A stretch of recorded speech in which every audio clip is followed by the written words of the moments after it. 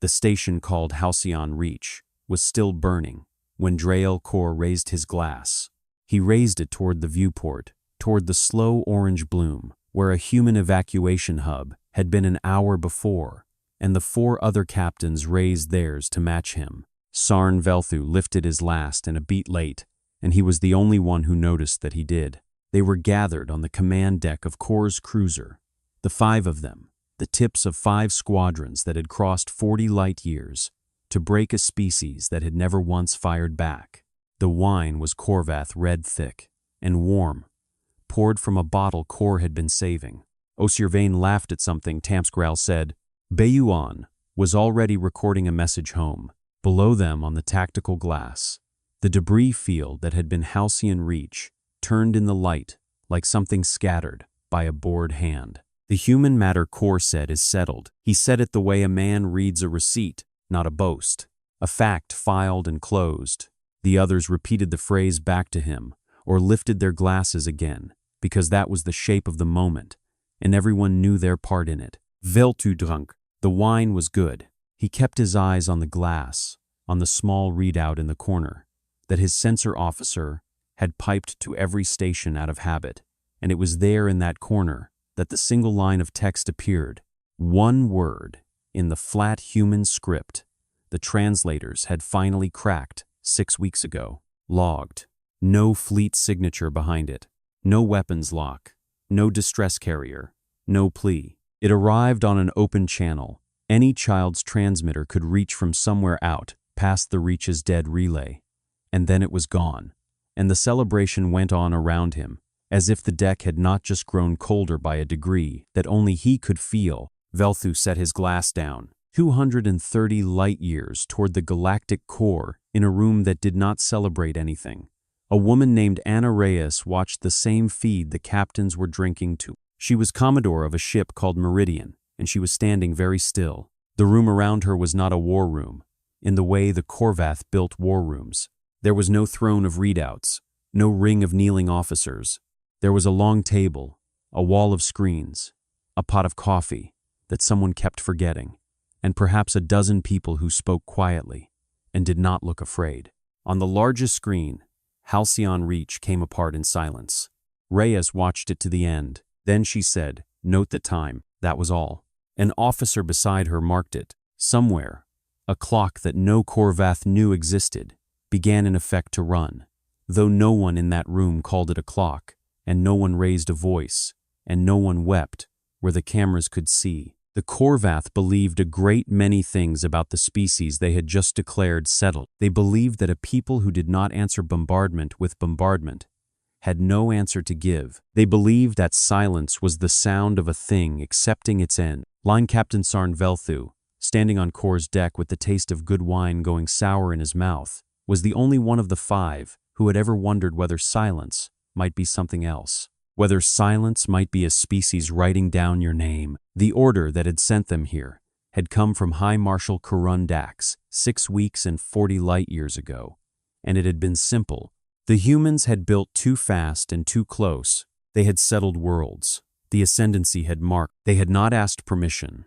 And worse, they had not seemed to notice that permission was a thing they were supposed to want. So, the Marshal had drawn a line through their evacuation stations and their border relays and their thin, undefended reach, and he had given it to his 5 best captains, and he had said the words that were now being repeated on a burning deck like a prayer. The human matter is settled. Velthu had believed it too.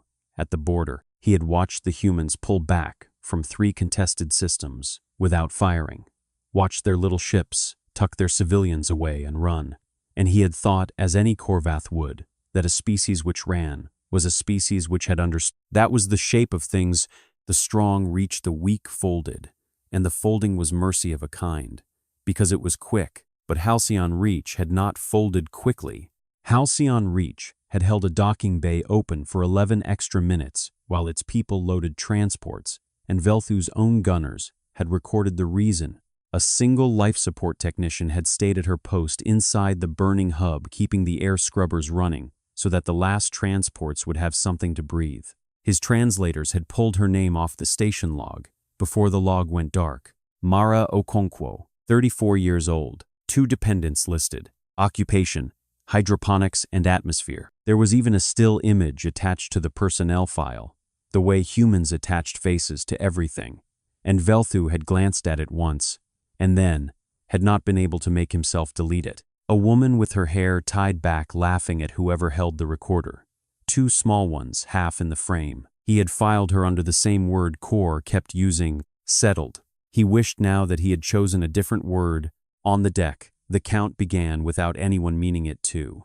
His censor officer, a young Korvath named for a river back home, cleared her throat and said into the warmth of the celebration that she was reading construction signatures in the human core systems. Nothing hostile, just yards, shipyards, coming on in line. 40 hulls, showing ready. Core waved it away. 40 hulls was nothing. 40 hulls against 5 squadrons was a rounding error.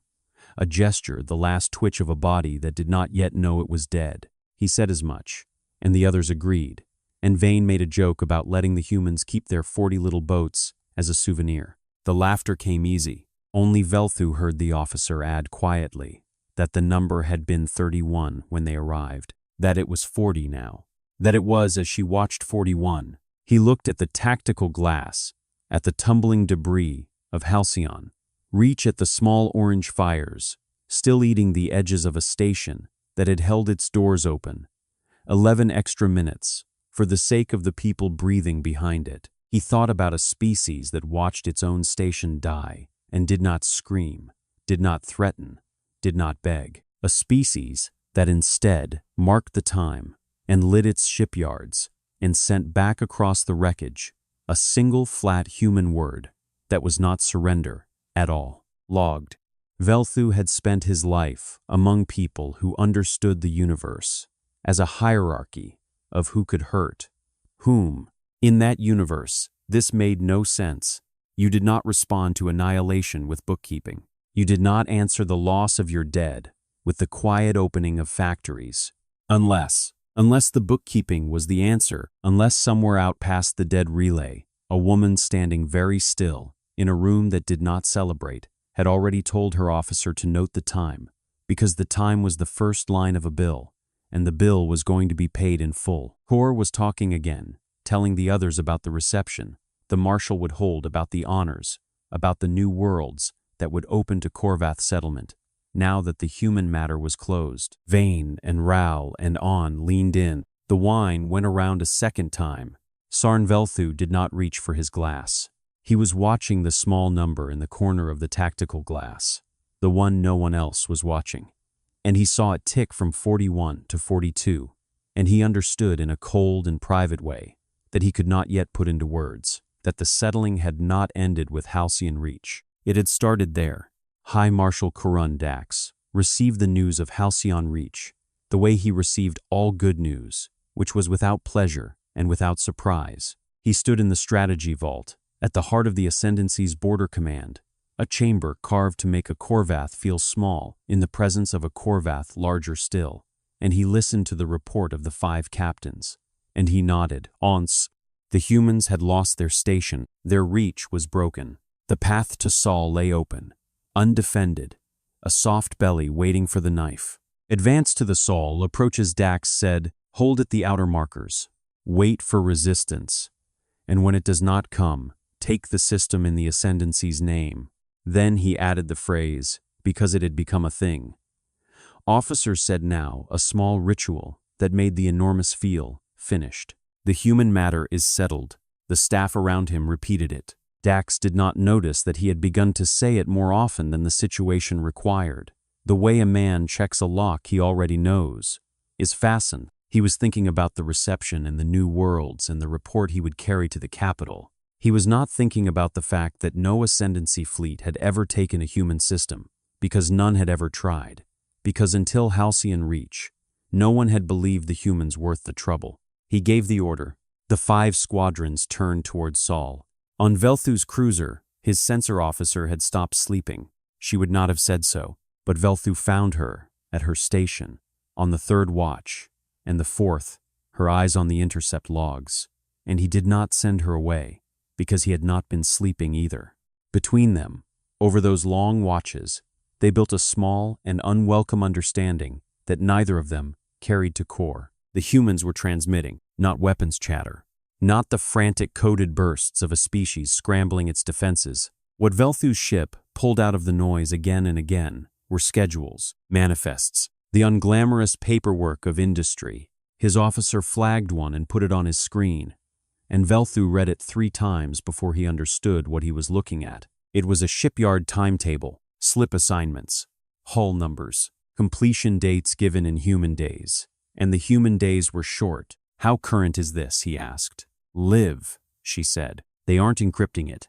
I think she stopped and chose her words, the way you choose your footing on ice. "I don't think they care if we read it. I think they might want us to." 40 hulls they had counted at Halcyon Reach. 42.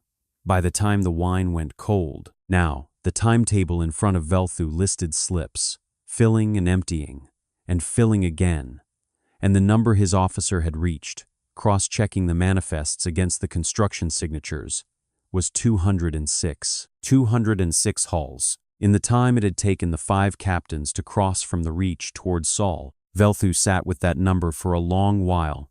He was a careful man, and careful men distrust their own alarm, so he looked for the trick in it. A bluff. Padded, manifests phantom hulls, a species inflating its strength to frighten an enemy that already held the field. That would have been the Korvath thing to do.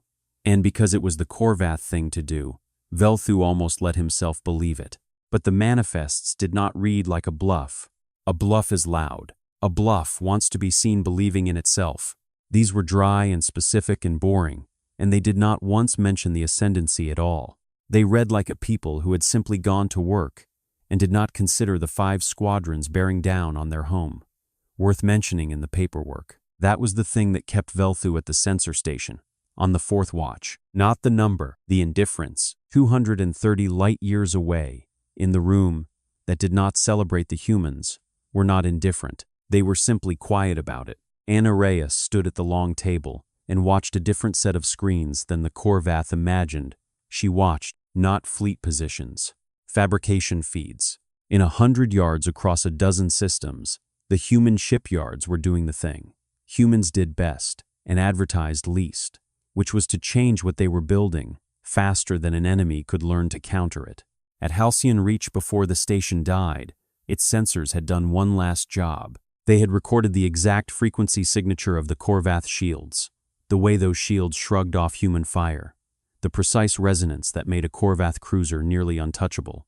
That data had gone out on the same breath as the word logged, and it had landed here on these fabrication feeds, and the yards had already begun to answer it, not with a bigger gun, with a different one, a munition tuned to the resonance Halcyon had bought, with its life coming off the lines now by the 100 loaded into hulls that had not existed a week ago. An officer at the table said low, "We've got the first of Mara's letters." Reyes turned. Halcyon Reach had a tradition, the way small stations often do when the evacuation order came and someone had to stay behind at a critical post.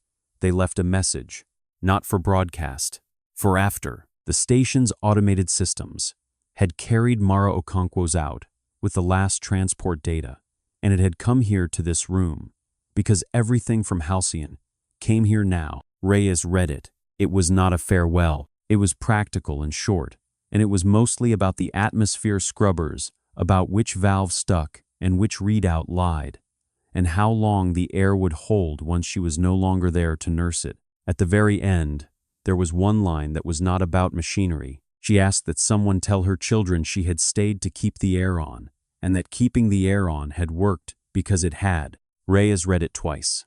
Then she folded, the screen closed, and she did not name what she felt, and she said to the room, "Keep the yards on schedule." That was the whole of it. No speech. She turned back to the fabrication feeds, and the officer marked the letter received, and the quiet clock that had started when she said note. The time went on, running in the walls of that room, where the Korvath could not hear it. The humans had a word. The Korvath language did not carry cleanly. The translators rendered it as grief, but the rendering was poor, because in Korvath grief was a private weakness, a strong species, outgrew. What the humans meant by it was closer to a fuel, a thing you fed into the yards, a reason the number went up. Veltu did not have that word. But on the fourth watch, staring at 206 hulls listed in dry human script, he began to feel the shape of something. The word would have explained if he had possessed it. He took the intercepts to Core in the end. He had to, it was his duty, and he told himself that was the only reason. Core listened on his own command deck, half attending, and when Velthu reached the number, Core laughed. 200 hulls, he said, unarmored, uncrewed, by veterans thrown together in a panic. Let them build. A wall of green ships was still a wall of green ships, and the Ascendancy had broken walls before.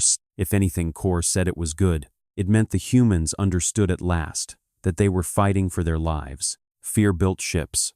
Fear did not win with them. Velthu said carefully that the humans did not seem afraid. Core said that all things were afraid at the end. He said the matter was settled, and he said it lightly the third time. Velthu had heard the phrase in as many days, and Velthu noticed that the word had begun to sound less like a fact and more like a hand held over a wound. He returned to his ship. He did not argue further. There was no arguing with a man who has already been promised his reception. But on the way back through the corridors, Velthu stopped at a viewport and looked out toward Sol, toward the small bright point of the human sun. They were all sailing to break, and he asked the question aloud alone to no one who could answer. It. Settled, he said. By whom? Behind him, unheard, his sensor officer logged the number again.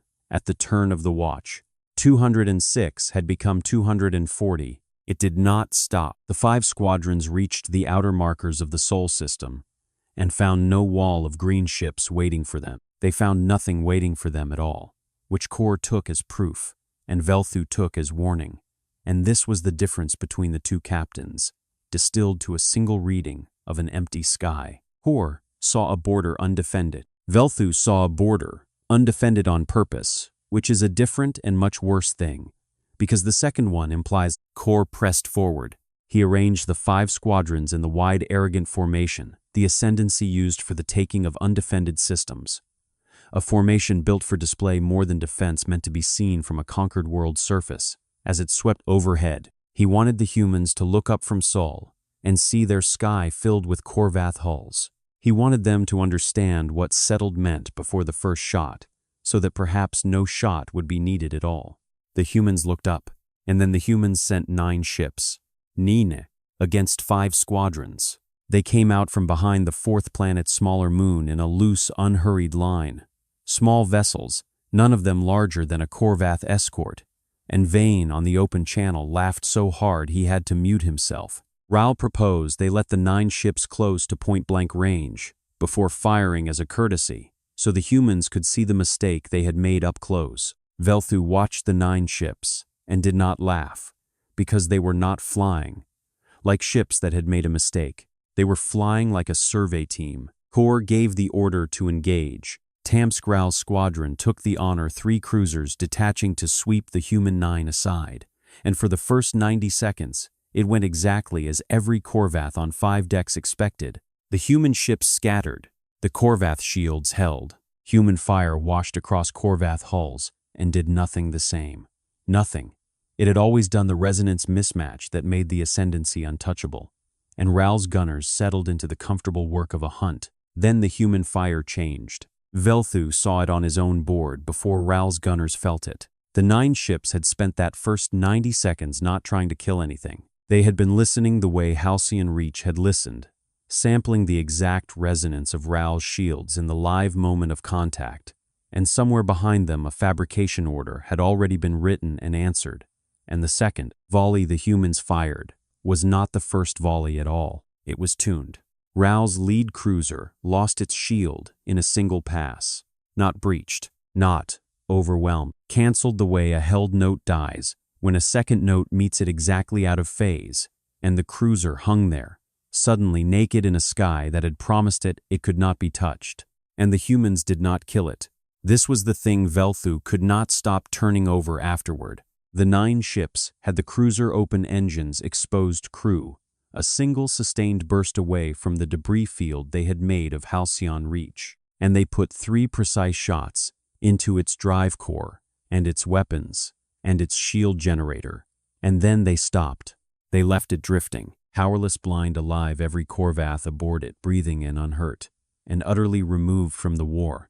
And they turned that same clean indifference on the next cruiser in Raoul's line and did it again. By the time Raoul understood what was being done to his squadron, he had no squadron. He had 3 intact cruisers, full of intact crews turning slowly in the dark, and 9 human ships forming back into their loose survey line, and a channel full of his fellow captains going very quiet. 230 light-years away, the room that did not celebrate this either. An officer at Reyes' table reported the engagement in a flat voice. 3 Corvath cruisers disabled, 0 human losses, 0 Corvath dead. Reyes listened and nodded, and looked not at the tactical readout but at the fabrication feed beside it, where the tuned munition that had just cancelled a Corvath shield was already being refined, its resonance profile sharpened by the data the 9 ships had bought in those 90 seconds of listening. They'll change the frequency. Now Reyes said, "They're shields. They'll think it's the ships."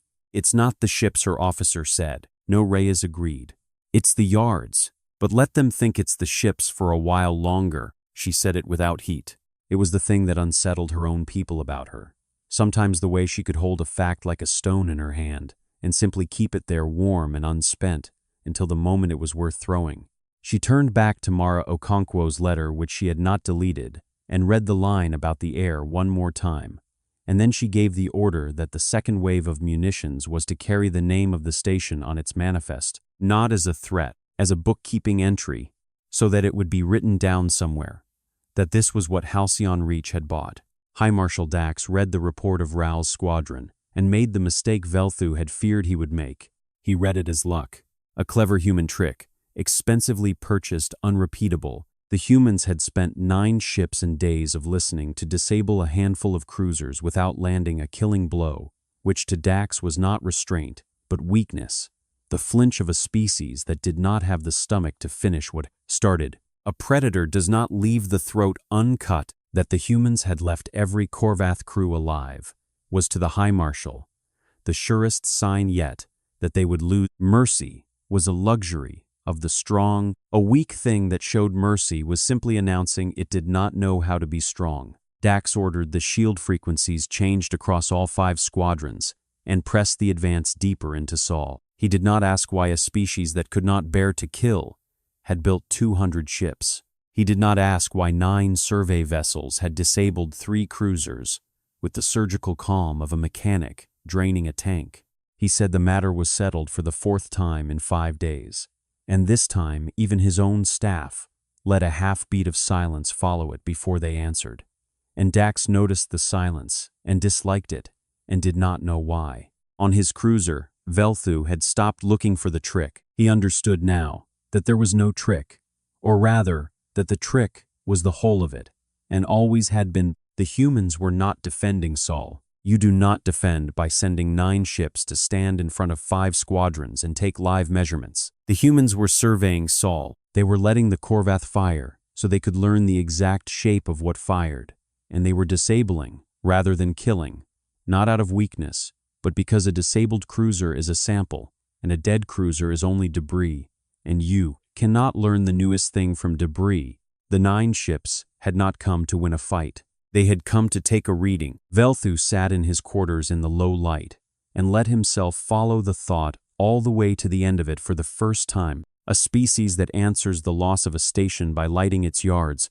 A species that reads the resonance of your shields in the moment you think you are killing it and turns that reading into the thing that unmakes you a day later. A species that leaves your crews alive, not because it cannot kill them, but because it has not yet decided that killing them is the entry it wants to write. He thought about the word his translators could not carry, grief, the poor rendering of the human fuel, and he thought with a clarity that felt like cold water that the 5 of them had crossed 40 light-years to break something that had not at any point in the crossing felt itself to be breaking. His sensor officer's voice came over the cabin channel, quiet, on the turn of the watch. She had a new contact, not 9 ships.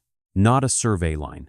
Something on the far edge of the Sol system had begun to light up on the deep sensors. A signature so large that at first she had logged it as an instrument fault and run the diagnostics twice before she believed it. And it was not 1 ship, and it was not 200, and it was moving toward the markers where the 5 squadrons sat, congratulating themselves on a settled sky. "Captain," she said. "I think their fleet just answered." Velthu was already on his way to the deck. Behind him in a room he would never see a woman who did not celebrate, closed a dead technician's letter, and noted the time, and let the stone leave her hand at last. The thing about the human fleet when it finally came was that it did not hurry. Velthu reached the command deck in time to see it cross the outer markers, and his first coherent thought was that his sensor officer had been right to run her diagnostics twice, because the mind refused the reading on the first pat. The deep sensors had not lit up with a fleet, they had lit up with a horizon.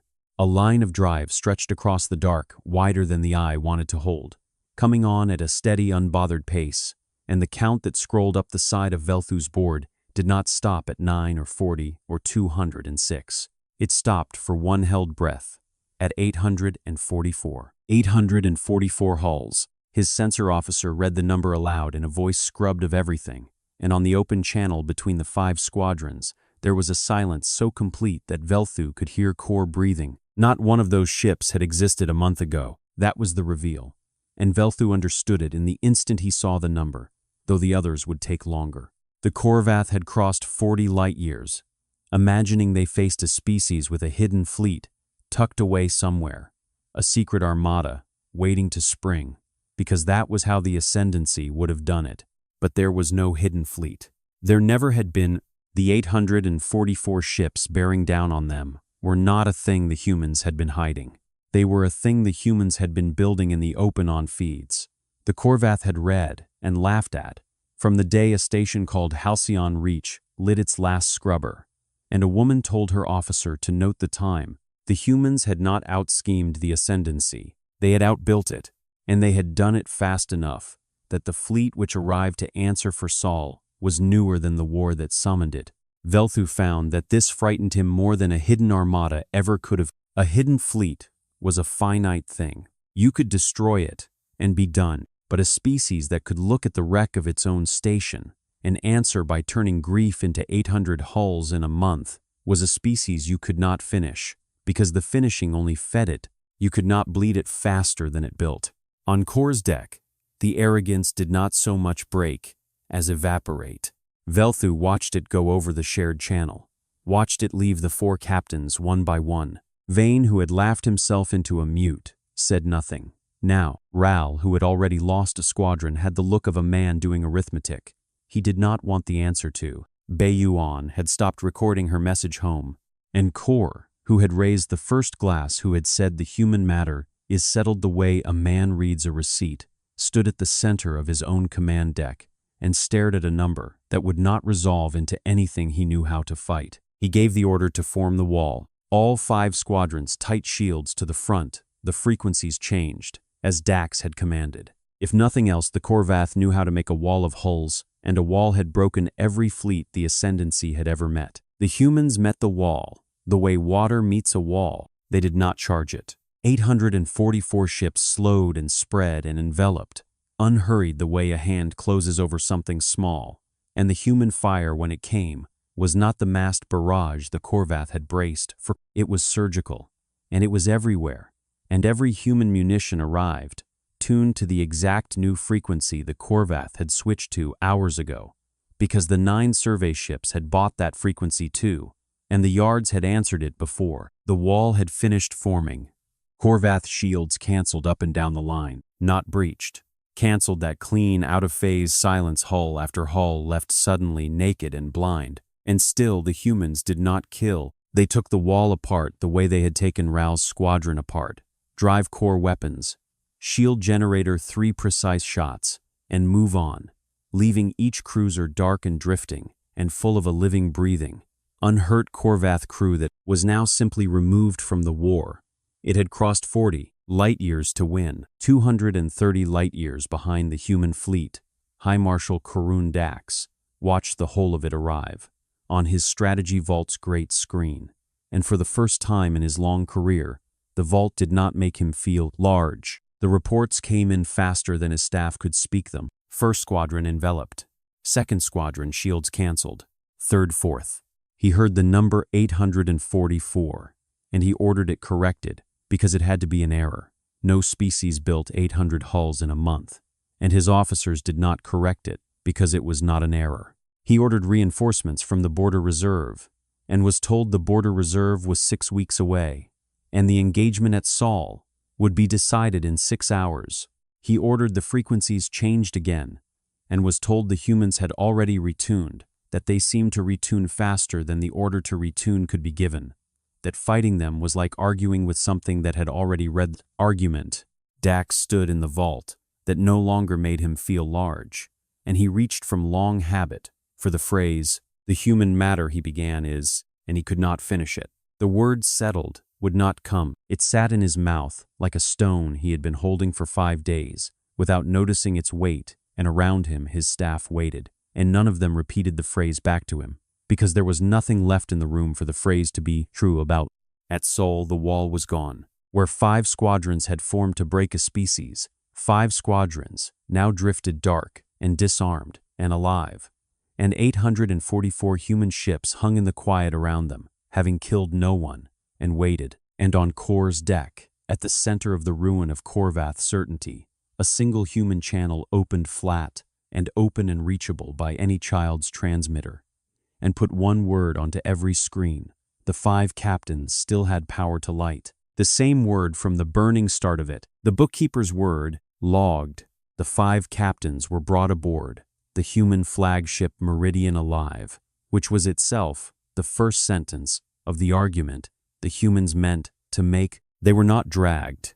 They were not paraded. A human shuttle collected them from their drifting, powerless cruisers with the unhurried competence of a crew doing routine recovery work, and it occurred to Velthu, sitting among his 4 silent peers in the shuttle's plain hold, that routine was exactly the word for it. To these people, capturing 5 squadron commanders who had burned a station full of civilians was routine. That was the horror of it, quieter than any weapon.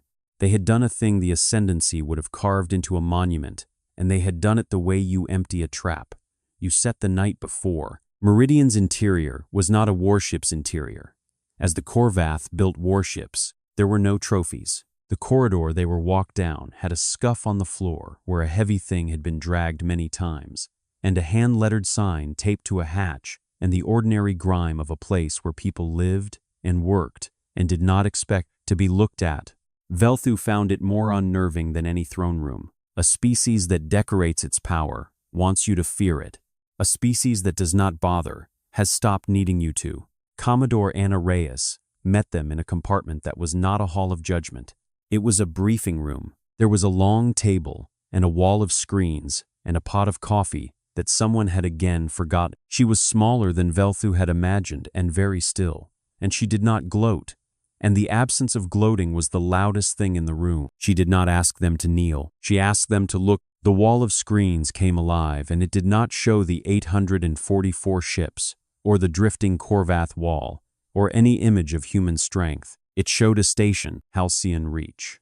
Before, a cramped, cheerful, unglamorous place of green-growing tanks and humming scrubbers, and people in worn coveralls, and among them laughing at whoever held the recorder, a woman with her hair tied back, and 2 small ones half in the frame. Her name, Reyes said, was Mara Okonkwo. Velthu already knew. He had known for days. He had carried her file since Halcyon Reach and had not been able to delete it, and he had filed her under the word settled and wished ever since that he had chosen a different one. But the 4 captains beside him did not know, and Velthu watched Kor's face as the human Commodore told them plainly, without weeping, what the recorder had recorded. Mara Okonkwo, 34 years old, a hydroponics engineer. She had stayed at her post inside the station when the evacuation order came, because the transports needed breathable air to survive the run, and someone had to nurse the failing scrubbers to keep it flowing. She had kept the air on for 11 extra minutes.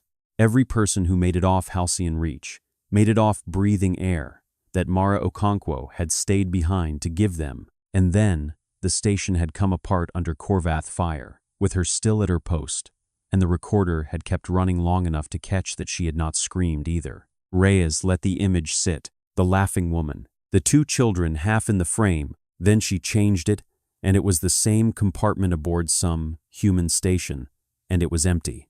A small desk, a chair pushed in, a mug, the ordinary shape of a place where a person used to be, and was not anymore. Reyes did not narrate it. She did not have to. The two children were somewhere behind that empty desk now, and would grow up behind it, and the desk would stay empty, and no fleet the humans could build would ever put anyone back in that chair. That was the entry. That was what Halcyon Reach had bought, and what the number had been counting toward. And Velthu understood at last that the humans had not lit their yards out of fear or fury. They had lit them because an empty chair is a debt, and a debt is a thing you settle, and they had a word for the settling that the Korvath language could not carry. You had them, Reyes said, and now she was looking at the 5 of them at core. Most of all, every crew, on every ship you brought here, we had them open, drive cores exposed. One sustained burst, and your 5 squadrons are the debris field you made of that station. She let that be true in the room for a moment. We didn't fire it, she said. Your crews are alive. Everyone. They're going home. Core, who had raised the first glass, found his voice at last. And it was not the voice of a man who had said the human matter is settled. He asked low, why? Why leave them alive? Why build 800 ships to spare the very crews that had done this? In the ascendancy that made no sense. It was the flinch of the weak, the mercy that announced you did not know how to be strong. And even now ruined Core reached for that reading, because it was the only reading his universe contained. Reyes answered him with the line that would outlive all of them. You chose to kill the people who kept your prisoners breathing, she said. We chose to let your crews go home. Those are not the same choice. Don't ever mistake the second one for weakness. It's the more expensive one. We can afford it. You couldn't. The room was silent. On the wall, the empty desk. Somewhere in the walls, a clock. The Korvath could not hear, had stopped counting up, because the thing it had been counting toward had arrived. Velthu, who had been the 5th captain in the late one, and the only one who ever wondered whether silence might be something other than surrender, looked at the empty chair on the human screen, and then at Anna Reyes, and he understood that the 5 of them had not lost a battle at Saul. They had lost an argument. They had never known they were having made by a species that answered its grief by building in a language his people did not have the word to translate, and the terms of it were not going to be dictated by the side. With more ships, they were going to be dictated by the side that had chosen at the moment of total power not to fire. The message that reached High Marshal Karun Dax was not a demand for surrender, which is why it broke him more completely than a demand would have. It came the way everything human seemed to come now, on an open channel, unhurried, addressed to him by name and rank, and it did not threaten the capital, or number the fleet, or speak of terms in the language of conquest. It informed him in the flat bookkeeper's tone he had first heard, as a single word above a burning station, that his 5 squadrons were disarmed and intact, that their crews were unharmed and would be returned, and that a Korvath officer was being sent to carry the rest of what he needed to understand, because some things did not survive being said over a channel. The officer they sent was Sarn Velthu. He had not asked for it. Reyes had chosen him, and when he asked her why, she had said only that he was the one who had stopped drinking, and Velthu understood that the humans had been reading his deck the whole time the way they read everything, and had marked which of the 5 captains had wondered. She was sending back the one who already half knew, because a message lands harder in the mouth of a believer. So Velthu crossed the 230 light-years to the strategy vault at the heart of the Ascendancy's border command, the chamber carved to make a Korvath feel small before a Korvath larger still, and he stood in it and found that it no longer worked. The vault was the same. He was not. You could not stand in a room built to overawe the weak, once you had seen a species that did not bother to build such rooms at all. Dax received him surrounded by the full council of the border command, 40 of the Ascendancy's highest, because the High Marshal understood that this account would be told and retold, and he wanted witnesses to whatever version of it he could still control. He asked Velthu for the tactical assessment. How many ships what losses could be inflicted. Where the humans were weak, Velthu gave them the number instead. When we reached Sol, he said they had 206 hulls. When their fleet answered, they had 844. That was not a hidden fleet, High Marshal. There was no hidden fleet. They built the difference. While we crossed the distance to fight them, they read the frequency of our shields at Halcyon Reach in the moment we thought we were killing them, and they had already answered it before we changed it. Every time we changed it, they answered again faster than the order to change it could reach our own ships.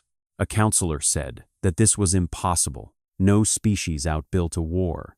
It was already losing. They were not losing. Velthu said, that is the part I could not make our captains see, and I could not make myself see it until I stopped drinking. We kept looking for the moment the humans would break. There was no such moment. They watched their own station die, and they did not scream. They did not threaten. They wrote down the time, and they lit their yards, and every hull that came for us at Sol was newer than the grievance that summoned it. You cannot bleed a species like that faster than it builds. The bleeding is what it builds from. He told them about the count, about the number in the corner of his tactical glass that had gone from 40 to 42 on the night of the celebration, and never once, in all the days since, gone down. He told them the humans had let him watch it, that they transmitted their shipyard schedules in the open, unencrypted, not because they were careless, but because they wanted the ascendancy to read the count and understand what the count meant and what Dax asked, and his voice had an edge in it.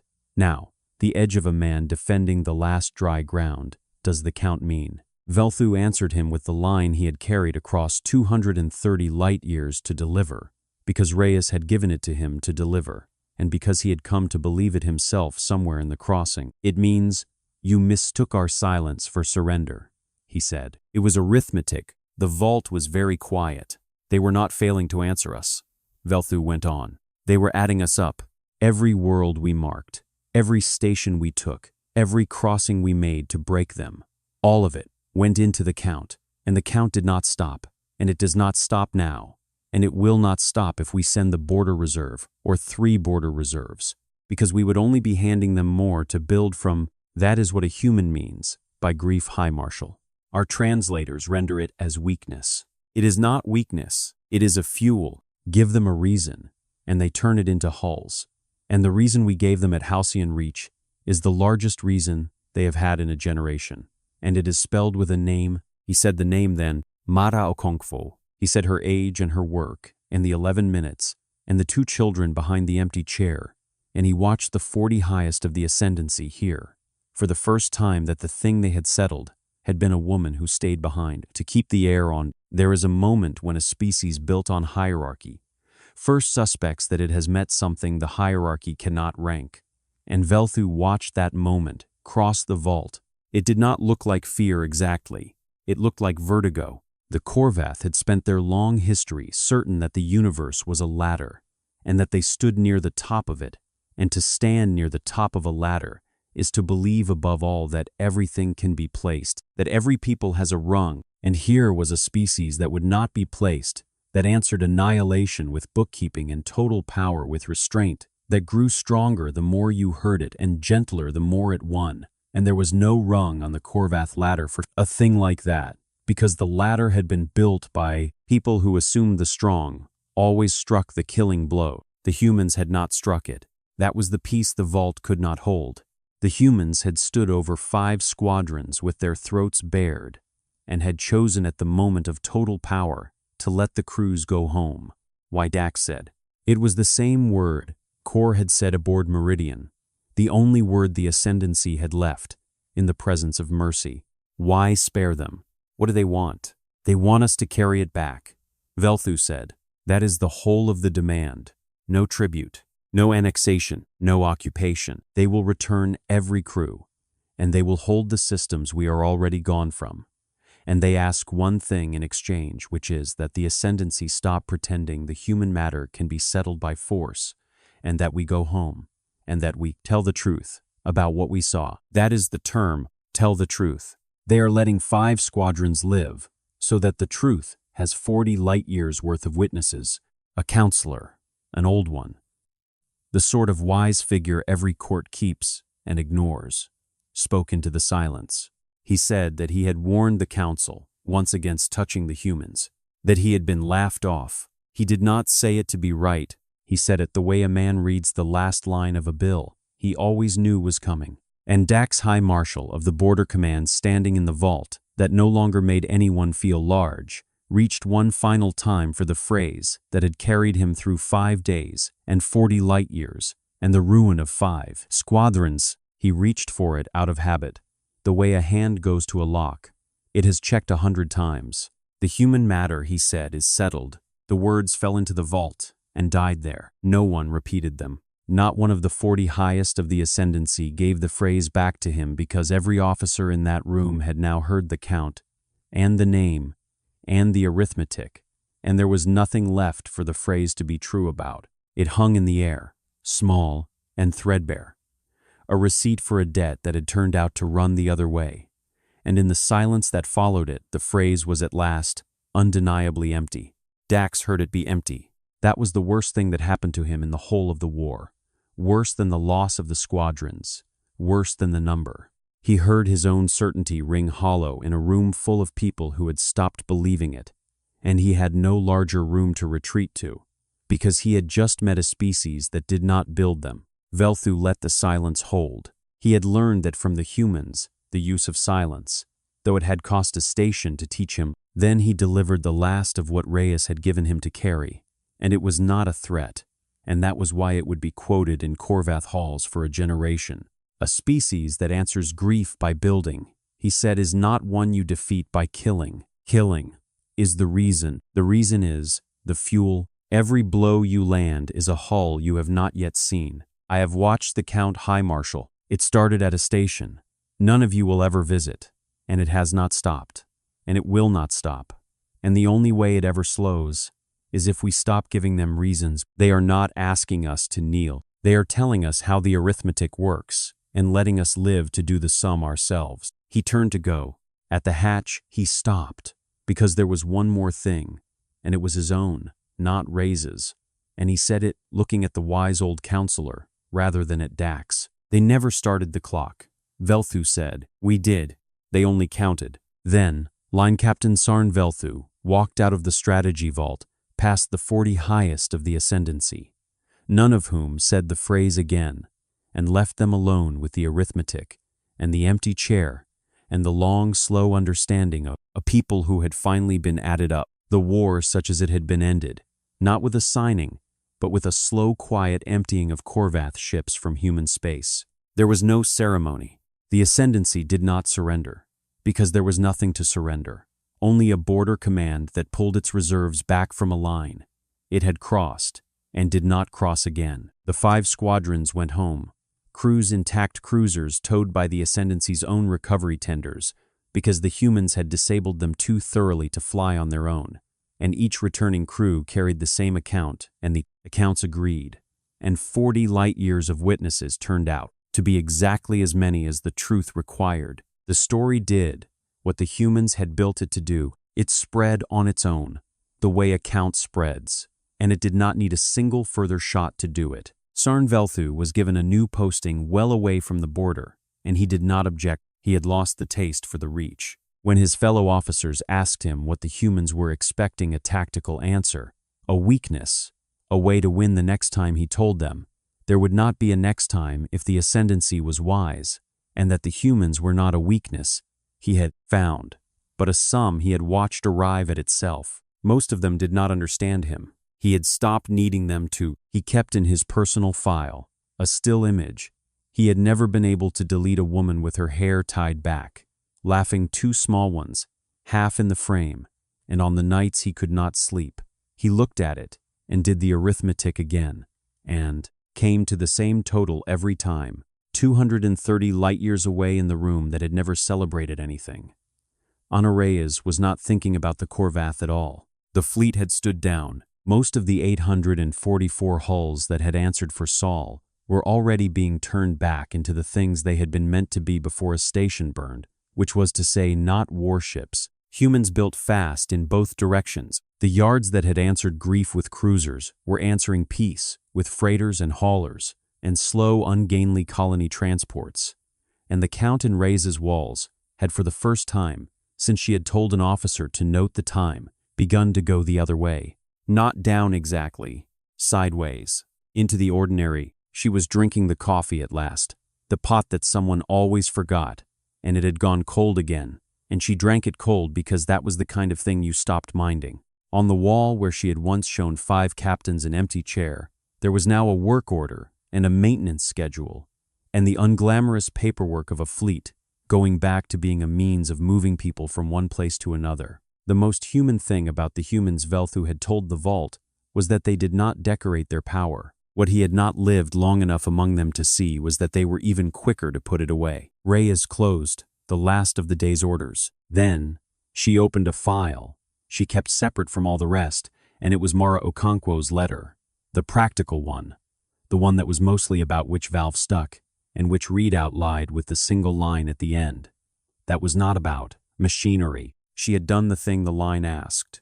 Someone had told the children that their mother stayed to keep the air on, and that keeping the air on had worked because it had. Every soul off Halcyon Reach was proof it had worked. Reyes had made sure the children were told and cared for, and that the empty chair, while it would stay empty, would not stand in an empty room. She read the line one more time. Then she closed the file, and she did not name what she felt, because she was the kind of person who held a thing warm in her hand until it was worth spending. And this was not a thing to be spent, only kept. She stood and stretched, and told the officer beside her to get some sleep, and she went to do the same. And the great fact of what her species had done to an empire, that mistook silence for surrender, did not follow her out of the room, because she left it behind, the way you leave work, behind having finished it. On a green world, well inside the human line, far from any border, 2 children were growing up behind an empty chair. They were young enough that the grief would move through them, in the strange sideways way grief moves through the young surfacing, at odd hours, submerging for weeks. They knew the shape of the story, in the way children know the shapes of the largest things, without the edges. Their mother had kept the air on. Their mother had stayed, somewhere very far away, because of a thing their mother did. An empire had learned to leave people alone. They did not think of it as a war. They thought of it as the reason a great many strangers over the years would find out who their mother had been, and go quiet and touch their shoulders, and tell them the air had held. The older one kept a mug on the small desk. It was a plain mug, chipped at the handle, the kind of ordinary object a person leaves behind without meaning it to become anything. No one used it. No one moved it. It sat on the desk, the way the desk sat in the room, present and unremarkable and permanent, and in its own small way, it did what the whole vast machinery of the fleet had done. It kept a place. It refused to pretend the settling had been settled. That was the whole of the human answer in the end. And it was not 844 ships. The ships had only been the arithmetic made visible, so that an empire that could not read grief could read a number instead. The answer itself was smaller and harder to destroy. It was a species that told it had been defeated, wrote down the time. That answered the loss of one life, not with the loss of 10,000, but with the building of enough to make the loss unrepeatable, and then holding total power over the ones who had done it, chose the more expensive mercy, and let them go, home to tell the truth. It was a chipped mug on a desk. No one would clear. The Korvath went home and told the truth in the end, because the humans had left them alive to do it, and the truth spread through the ascendancy the way the Count had spread through the dark, and it slowed the reaching. Not stopped, slowed. Somewhere a wise old counselor lived long enough to be right out loud, and somewhere a high marshal heard his own certainty ring hollow every time he closed his eyes, and somewhere a 5th captain who had stopped drinking looked at a photograph and did the sum, and across the 230 light years between the empire and the people it had tried to settle, the yards kept building sideways now into the ordinary freighters and haulers and homes the Count running quietly on toward nothing more dangerous than the future. And on a green world far from any border, a chipped mug sat on a small desk, and the chair stayed empty, and the air held